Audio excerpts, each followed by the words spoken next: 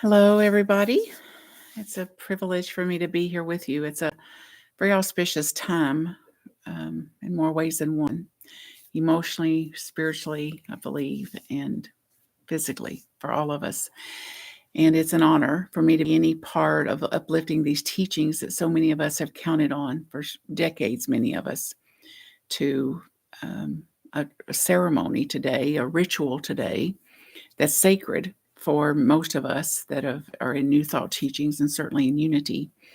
So, our burning bowl ceremony and doing so online or virtually, of course, modifies it because we will not be in a sanctuary per se or bringing something to put in fire.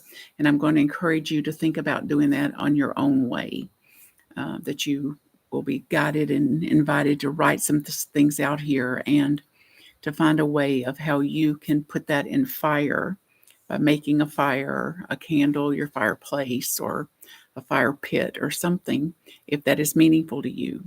If not, there's ways of shredding or um, putting it in water, making mulch out of it, whatever you can do that would absolutely indicate that you feel complete in this and that this is then emphasized in prayerful, purposeful practice for spiritual renewal, for transformation. And then we're invited then to participate in these steps to release old patterns, old hurts, regrets, remorse, things we cannot change, which absolutely ensures that we're aligning ourselves with our highest divine, infinite potential, and then being who and what we have come here to be in so doing. So, as Unity's teachings that include that it is part our thoughts and feelings are creating the reality and the life experience that we have. So then looking at, reflecting on, contemplating, and making choice, letting be, letting go, lifting above, transforming these limiting patterns then is essential for us to have a purification of sorts and to align us with the divine truth of who we are inherently, innately whole and perfect as we were created to be. So there is a symbolic act of burning as a ritual for that purification and transformation. So if that's possible, then to do it. And if not possible, not to let it stop you from going through the ritual or doing whatever you've got to do here for your own purification and transformations. So as we start today, we'll begin with reflecting on some of the regrets, habits, and fears that we have, old patterning, old beliefs, old ways of being, and see if you can decide to let some part of you step into the lead that will say, I'm aware that these things have gotten me something. I'm aware that there's been a payoff to some of this. I'm also aware of its burdening. I'm also aware of the consequences of staying stuck in these old beliefs and regrets and habits. And one of the women this week that I was working with used it as fermenting, that I'm fermenting in this. So that's a visual, powerful, potent reference for what's happening here. To say then, I'm no longer going to ferment myself in this. I'm no longer going to pickle myself in this. So metaphors come to mind like shedding skins. That's what was in the newsletter for this month. And if you want the newsletter, by the way, you go over to marthacreek.com and just put your email in there. It comes out one time in the month on the first day. And I referenced a snake crawling out of its skin. The one that's been the most powerful to me, two are coming to mind now, was the story that I read of a molting crab. And the crab actually has to break out of a very hard shell that some of us even have a hard time cracking those shells because we're going to eat that crab. But the crab has to break out of that shell from the inside out. And its life depends on it doing that. And it works and works and works to break out of that old shell for its own life, for its own sake. And then it has a time of tenderness. When it comes out of that, the first few days, it is raw nerve endings. So after this ritual, or as you go into the new year, I encourage you to take some time to tender yourself, to tend to your tenderness, and to let yourself be cared for in ways, knowing that as we break out of some of these old ways and shells, that we too could be left not knowing who we are. If we're not that, and we're not going to carry that around with us anymore, then it's unfamiliar. It can be even disorienting, that we accept that and give a time for ourselves for that. And eventually, the crab, of course, grows back a new shell, a new hard shell, its protective casing, and it goes on about its business until the next time it has to molt. So it's yet again got to claw and scratch itself out of that same, break that hard shell open, and climb out again. So I really uplift you as you're doing this. And of course, other metaphors like the caterpillar, and somebody just gave us some caterpillars. So we got to watch them do their metamorphosis, and we got to watch them go inside that cocoon and go to complete goo. And first they were worms, first of all, and watching those hairy worms do their job, and then go still, go into that cocoon that they had spun, and then coming out of that and clawing and scratching their way out of that. And the most powerful story about that for me included how much if I saw a butterfly struggling, I'd want to help it. I'd want to help it stand up. I'd want to help it get its legs. And of course, my helping it disables it. So it's got to work those legs and work those muscles in order for it to be able to stand up and to have legs and to be able to do what it's come here to do in its butterfly life. So I would encourage you to keep that in mind, that if it feels like you're going to goo in some of these processes, then that's a part of our metamorphosis. That's a part of us transformational work that we're here to do too.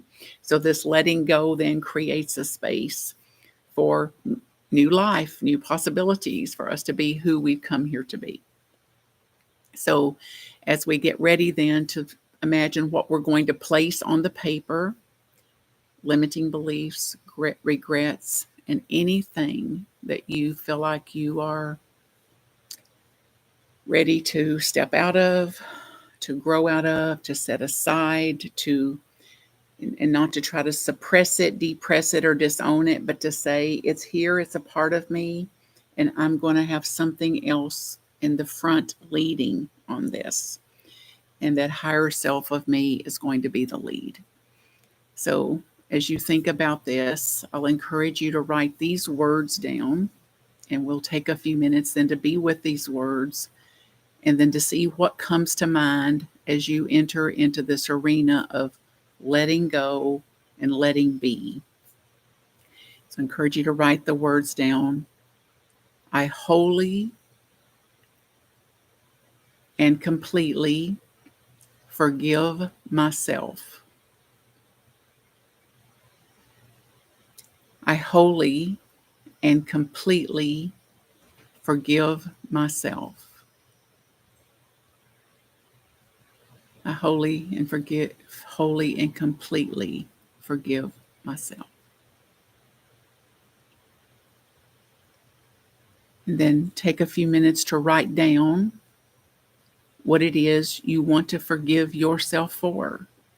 Times that you're impatient or snippy or enraged, when you didn't show up like you wanted to show up in your life. Places where you've had self-hate or recrimination. I wholly and completely forgive myself.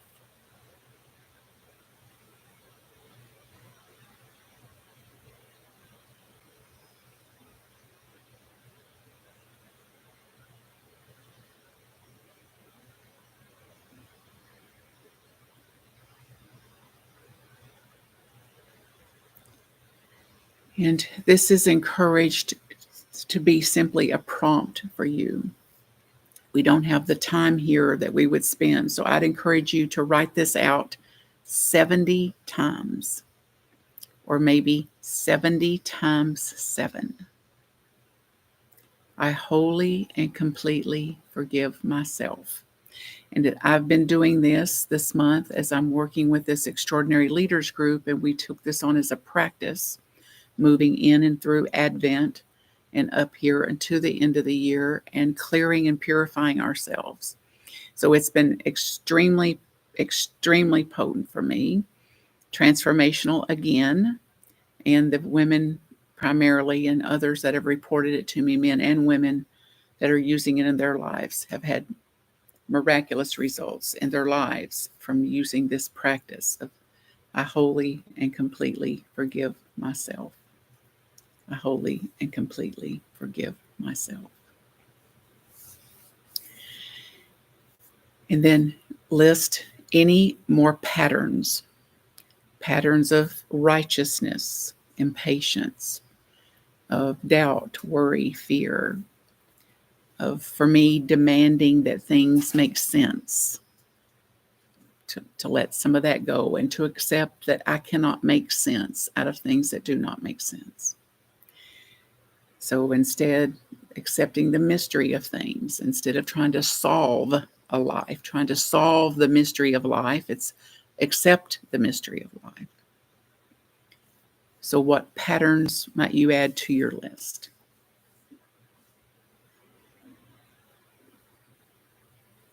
Stressful patterning.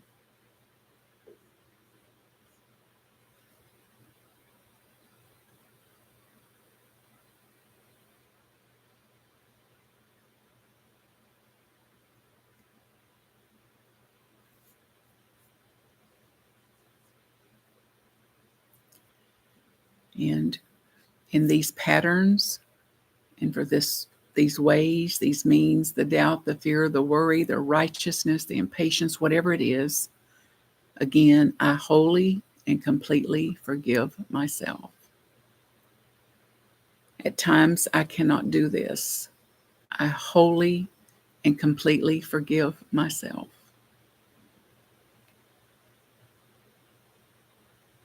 At times when the patterning is dominant, when the patterning is in the lead and takes over, when my instincts take over, I wholly and completely forgive myself.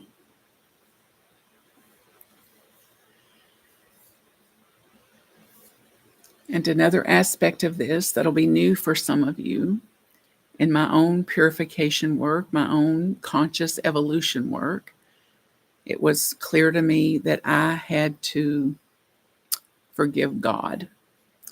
And it sounds ridiculous to even say it, but what it means is I had to forgive my naive, limited views of God. And that was a part of my purification.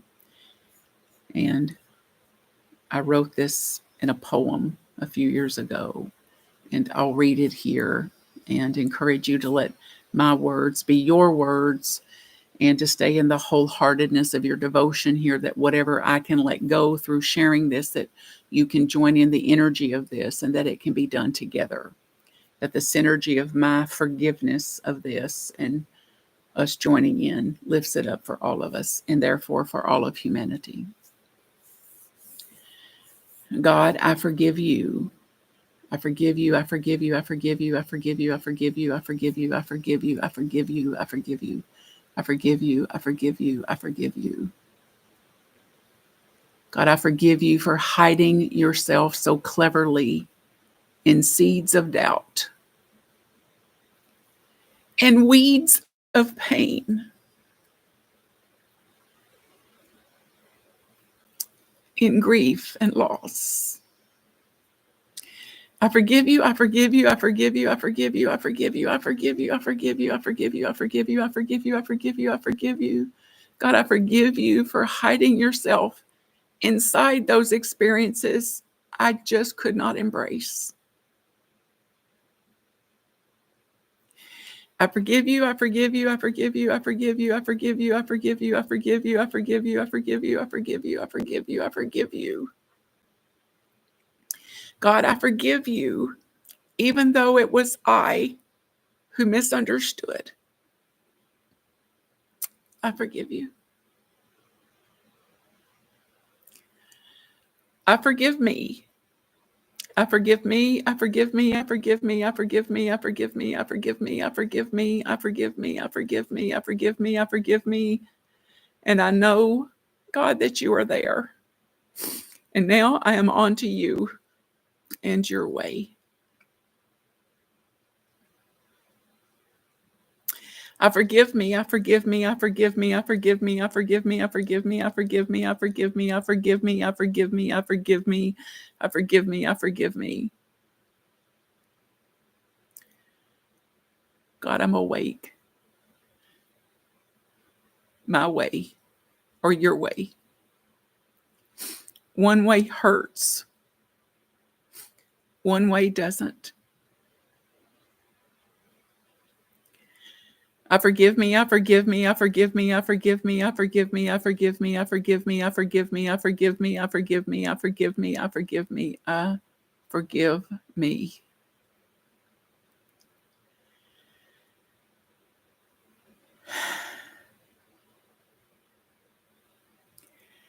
And after forgiving 7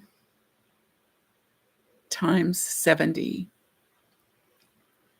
and almost 65 years, it is a beginning.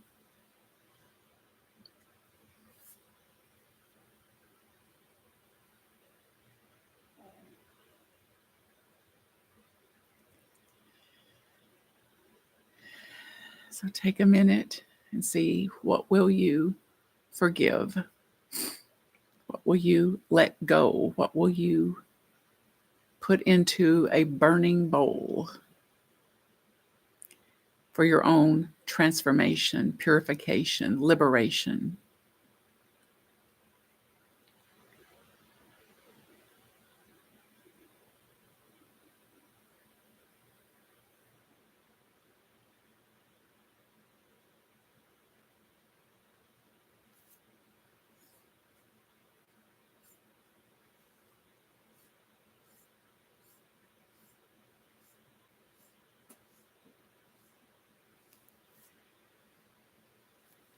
So we let go all that no longer serves us. We do so purposefully, prayerfully, and with great devotion today.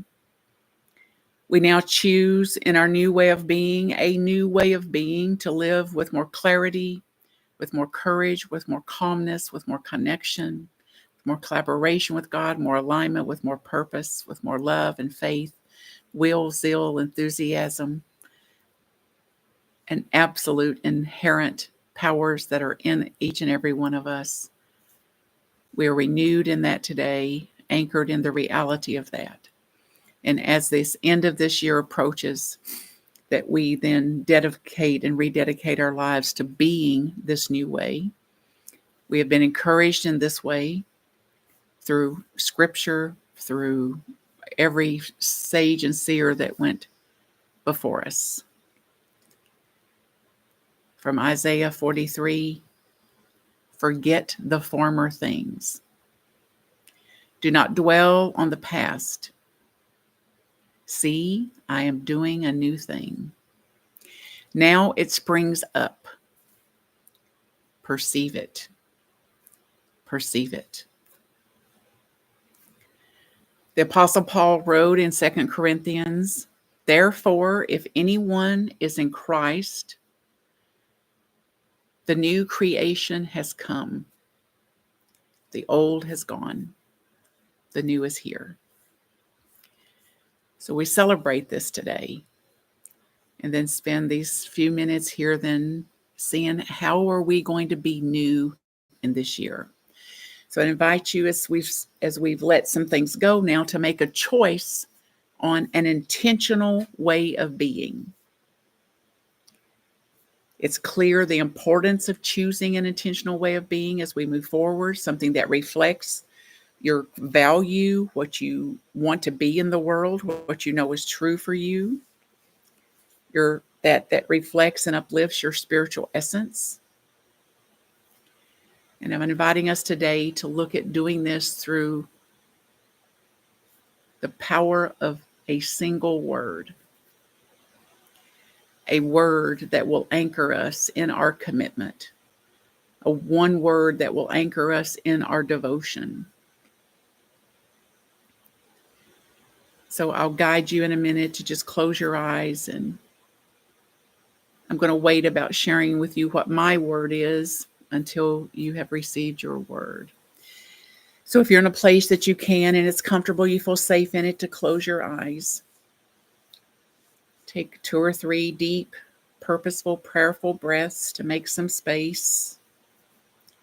And without trying to get a word, without trying to manipulate, correlate, control, or any way, just open to allowing a word to emerge.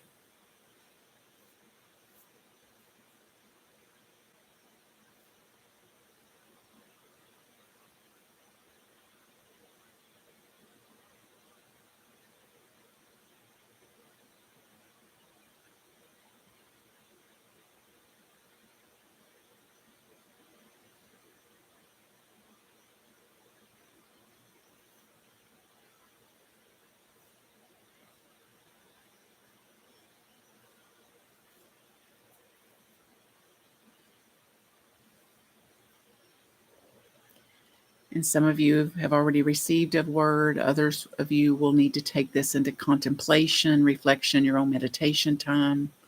So I encourage you to do that. And then whatever word emerges for you, to take it to heart, to use it in your journaling, to make it something creative and visual for you. Some people write it on a stone, a rock, or a white stone. You can make a card, put it on the mirror. So many ways for you to do this. The word that I got in preparation for this earlier this week was the word let. I've never had this word. I've done this ritual at least 50 times. So let them be the way they are. Let it be the way it is. Let me be the way I am. Let it be. So I uplift you. I confirm my deepest wholehearted blessing to you for your new way of being. I bow to your commitment today, your devotion to embody this purification, to embody your intentions for this and how you're going to live this out in the next year, and in your relationships and in your ways of being, in your person, your profession, and your spiritual, emotional, physical, financial well-being and care. And I'm absolutely here to fan the flames of that, to lift you up in that. And I dedicate and devote this time that we have, in fact, renewed ourselves spiritually, anchored ourselves into the truth of that which is absolutely cannot be threatened or challenged, that which is real, the power and the presence of God in and as and through each and every one of us. Namaste. God bless. Happy New Year. And any way in the world I can support you, get me word. marthacreek.com.